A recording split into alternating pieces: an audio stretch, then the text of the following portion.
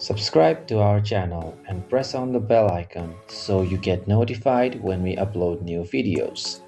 Hello everyone, welcome to another tutorial video. In this video, you are going to learn how to log into your Snapchat account.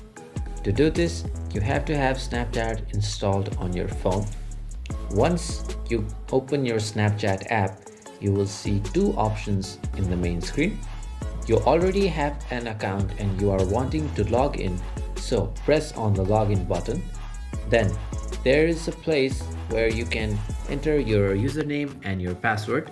You have to type in your username, and in the place of password, please enter the password that you had used when creating your Snapchat account. After you have inserted the correct username and password, press on the login button. Once you press on the login button, you will be redirected to your Snapchat main screen, and now you can use Snapchat for sending snaps or viewing stories or viewing maps, any of the services that Snapchat provides. In this way, by entering the correct login credentials, you can log into your Snapchat account. That's it for this video. If you have found this video helpful and informative, do not forget to drop us a like, and we will see you in the next video. Thank you for watching.